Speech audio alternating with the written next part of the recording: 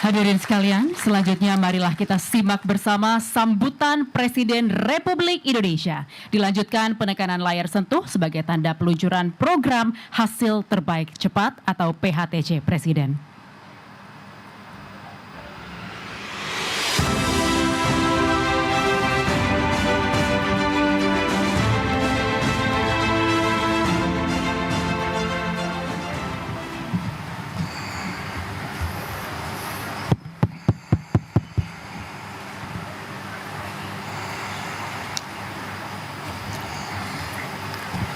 Bismillahirrahmanirrahim.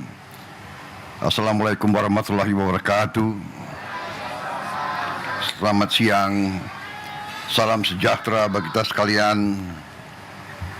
Shalom, salve, om swastiastu, namo buddhaya, salam kebajikan. Saudara-saudara sekalian, Menko PMK, Menko Pembangunan Manusia dan Kebudayaan, Profesor Pratikno yang saya hormati, Menteri Pendidikan Dasar Menengah, Profesor Abdul Muti yang saya hormati, Kepala Staf Kepresidenan, Letnan Jenderal TNI Purnawirawan AM Putranto, Sekretaris Kabinet RI, Letnan Kolonel Infanteri Teddy Indra Wijaya yang saya hormati, Wakil Menteri Dalam Negeri Ibu Ripka Haluk yang saya hormati, Wakil Menteri DG Komunikasi dan Digitalisasi Saudara Angga Raka Prabowo, Ketua Komisi 10 DPR RI Saudari Hetifah Saifuddin, Wali Kota Bogor yang saya hormati Saudara Dedi Abdurrahim, Kepala Sekolah Dasar Negeri 5 Cimahpar, Kota Bogor, Jawa Barat, Saudari Titin Sutini, para guru dan tenaga pengajar, anak-anakku, para siswa-siswi dari seluruh Indonesia yang hadir langsung maupun melalui video conference. Saudara-saudara pers media, serta seluruh hadirin undangan yang saya hormati, dan saudara-saudaraku yang mengikuti acara ini dimanapun saudara berada.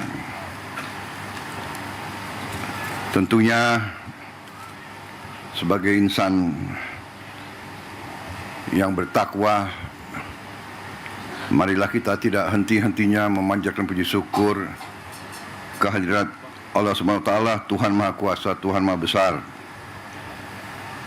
yang memiliki sekalian alam, atas segala karunia, atas kesehatan yang masih diberikan kepada kita, sehingga kita dapat berkumpul hari ini untuk memperingati Hari Pendidikan Nasional 2025 pada tanggal 2 Mei saat ini. Kita mengerti semuanya bahwa pendidikan adalah jalan yang sangat menentukan bagi suatu kebangkitan, bagi kebangkitan suatu bangsa dan negara. Tidak mungkin kita menjadi negara sejahtera, tidak mungkin kita menjadi negara maju kalau pendidikan kita tidak baik, pendidikan kita tidak berhasil. Pemerintah Republik Indonesia secara beruntun, dari pemerintah ke pemerintah, dari masa ke masa, selalu menempatkan pendidikan sebagai hal yang paling utama. Seluruh elit bangsa menyadari hal ini dan menggariskan strategi pembangunan bangsa yang sudah baik dan sudah benar. Dibandingkan beberapa negara lain, negara kita menempatkan pendidikan sebagai yang teratas dalam APBN, dalam anggaran pembiayaan dan belanja negara. Pendidikan yang paling pertama. Kalau tidak salah, APBN sekarang ini mungkin yang tertinggi selama sejarah Republik, di atas mungkin 22%. Kita bandingkan dengan negara lain. Negara India yang utama nomor satu adalah pertahanan. Memang mereka mengalami kemungkinan ancaman terhadap pertahanan mereka. Kita bersyukur bahwa cukup lama berkat kepemimpinan presiden-presiden kita terdahulu, bangsa kita relatif mengalami berapa puluh tahun masa relatif damai. Memang ada berbagai krisis, berbagai gerakan separatis, tapi secara garis besar bangsa kita tidak mengalami perang besar mungkin sudah 60 tahun lebih. Kita bandingkan dengan negara Eropa, tempat lahirnya demokrasi, perang besar sekarang. Di Timur Tengah hampir tidak pernah berhenti perang. Di Palestina, di Gaza, di Suria, di Lebanon, di Irak, di Yaman, di Libya, di Sudan, sebut saja. Eritrea, Somalia, Chad, Mali, perang. Kita harus bersyukur. Untuk itulah masa sekarang karunia besar dari Yang Maha Kuasa, masa damai, keadaan damai, bukan buah yang jatuh dari pohon. Masa damai bukan sesuatu yang jatuh dari langit. Masa damai adalah upaya pemimpin, upaya pemerintah untuk menjaga keselamatan rakyatnya. Dan dalam masa damai ini, marilah kita semua unsur bangsa, marilah kita gunakan kesempatan ini untuk membangun negeri dengan kecerdasan, dengan kearifan, dengan hati yang bersih, dengan kejujuran, sehingga kita bisa membangun masa depan anak-anak dan cucu-cucu kita. Pendidikanlah yang menentukan apakah negara ini mau jadi negara miskin atau negara ini mau jadi negara yang baik untuk rakyatnya. Pendidikan yang menentukan. Pendidikan sudah dapat alokasi yang besar, tapi marilah kita waspada, mari kita jujur kepada diri kita sendiri. Tidak kita mencari kesalahan siapapun. Mari kita jujur kepada diri kita sendiri. Mari kita bertanya, apakah anggaran pendidikan yang begitu besar sudah bertahun-tahun sampai atau tidak kepada alamat yang harusnya ditujukan.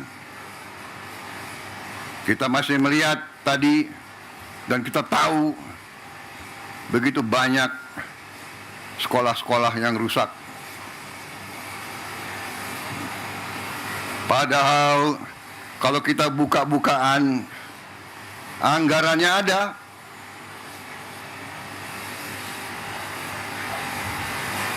Bagaimana bisa satu sekolah toiletnya hanya satu, WC-nya satu, bagaimana bisa? Ini saya ingatkan tanggung jawab dari pemerintah daerah, tanggung jawab dari wali kota, bupati, gubernur, bersama-sama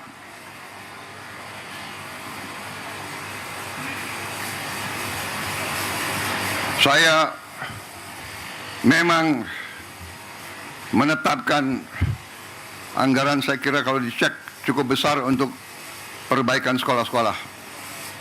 Tapi tidak cukup. Berapa? 16 triliun ya. 16, hampir 17 triliun. Tapi cukup hal ini untuk mungkin hanya 11.000 sekolah. Ya, 11.000 sekolah kira-kira. Ini tidak cukup. Sekolah seluruh Indonesia adalah 330.000 sekolah. Benar ya Pak Menteri? Yang sekolah negeri berapa Pak Menteri? Dari 330.000. 200.000 sekian. Jadi kalau kita perbaiki 11.000, mungkin perlu 30 tahun sampai sekolah ini semua bisa diperbaiki. Dan kita tidak boleh menyerah. Tidak boleh kita 30 tahun memperbaiki sekolah-sekolah itu. Karena itulah saya bertekad melakukan penghematan terus-menerus. Kita harus memperbaiki sebanyak-banyak sekolah seluruh Indonesia dalam waktu secepat-cepatnya. Inilah yang saya sedang pikirkan terus bersama menteri-menteri saya. Terus-menerus saya memikirkan bagaimana kita cari uang, bagaimana kita mengelola kekayaan kita. Karena terus terang saja, berkali-kali saya sampaikan, kekayaan bangsa Indonesia masih terlalu banyak yang bocor dan tidak sampai ke rakyat.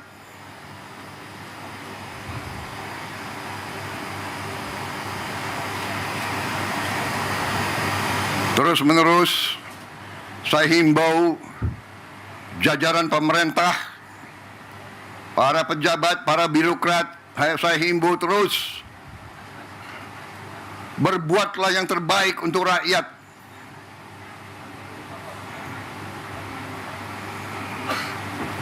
Para pejabat, para birokrat diangkat, dibiayai oleh negara, digaji oleh negara. Hendaknya anggaran untuk rakyat, anggaran untuk pelayanan rakyat, hendaknya jangan diselewengkan, jangan dikorupsi dengan segala akal.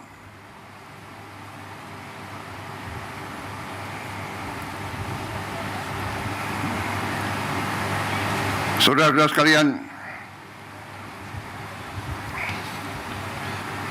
begitu banyak kebijakan kita yang akan kita lakukan untuk memperbaiki keadaan kesejahteraan rakyat kita dan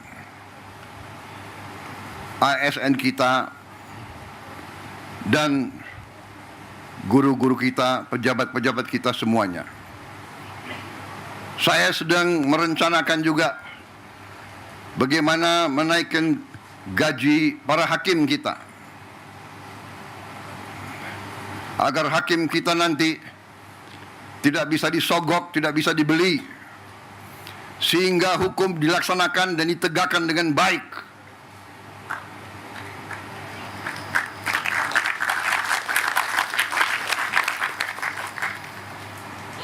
Saudara-saudara sekalian, kalau kita melaksanakan pengelolaan manajemen yang baik, manajemen yang akal sehat, bahwa setiap dana akan dikelola dan digunakan sungguh-sungguh untuk kepentingan rakyat, saya berpikir kita bisa mempercepat perbaikan sendi-sendi kehidupan bangsa, antara lain memperbaiki semua sekolah-sekolah di seluruh Indonesia. Ini sasaran kita. Saya menggunakan istilah hasil terbaik cepat. Kita harus berkumpul otak-otak terbaik bangsa, berkumpul untuk melihat cara-cara solusi yang terbaik cepat. Bukan terbaik, tapi penyelesaiannya 30 tahun. Bukan terbaik, tapi kita tidak tahu kapan selesainya. Terbaik, cepat. Ini kewajiban, ini tuntutan zaman. Bangsa-bangsa lain sedang berlari menuju kemajuan. Kita tidak boleh ketinggalan. Kita negara yang besar, negara yang kaya. Tidak pantas kekayaan kita tidak kita jaga. Kita menjadi bangsa yang bodoh kalau kita tidak bisa menjaga kekayaan kita.